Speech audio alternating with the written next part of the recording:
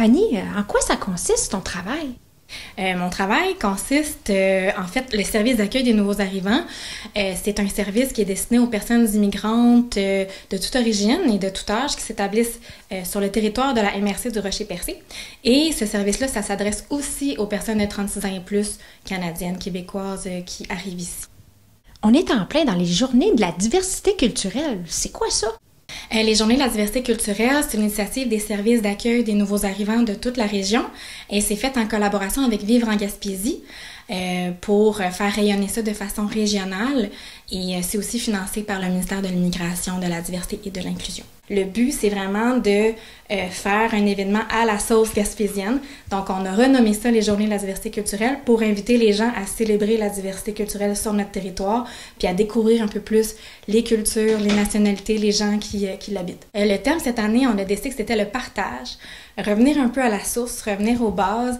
Donc, des fois, de s'ouvrir à l'autre, c'est juste d'aller prendre un café, partager un repas, partager une chanson, partager un peu son parcours de vie. Donc, c'est sous ce thème-là qu'on a décidé de lancer la 13e édition des Journées de la diversité culturelle et d'inviter la communauté à participer. Donc, les organisations sur le territoire à avoir des initiatives pour célébrer ça à leur façon, pour qu'on soit tous, disons, interreliés puis qu'on ait tous des belles façons de souligner ça. Va-t-il y avoir des petits événements spéciaux? Oui. En fait, il y a plusieurs choses au menu. Sur notre page Facebook, Service d'accueil des nouveaux arrivants Rocher-Percé, on a 4 portraits inspirants de personnes immigrantes qui ont choisi la Gaspésie et la MRC du Rocher-Percé pour s'établir. On a aussi fait une belle capsule vidéo sur les bonjours.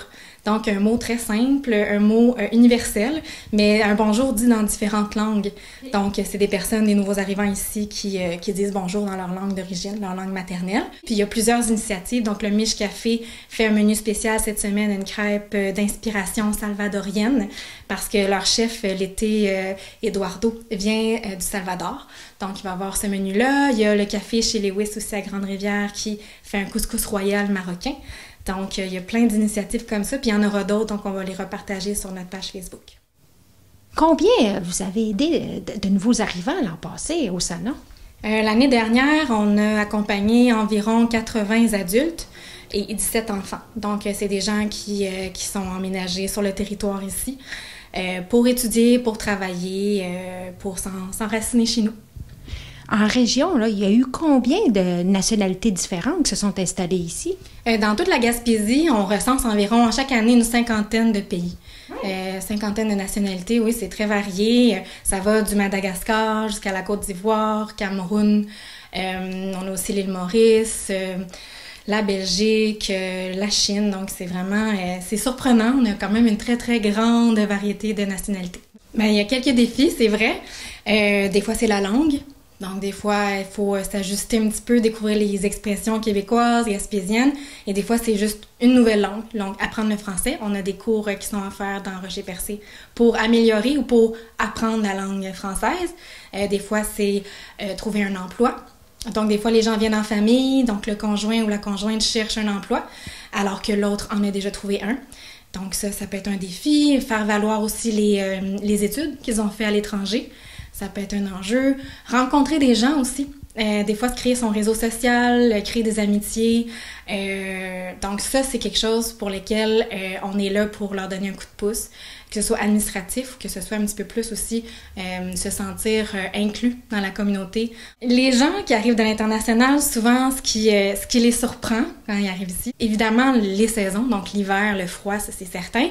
Mais c'est sûr que le français, parce que même les gens qui arrivent de l'international, qui parlent français, on arrive ici, puis c'est un français, mais c'est un français différent, avec toutes ses couleurs, avec ses expressions gaspésiennes. Donc ça, ça les rend, ils sont fiers d'apprendre les vraies expressions d'ici.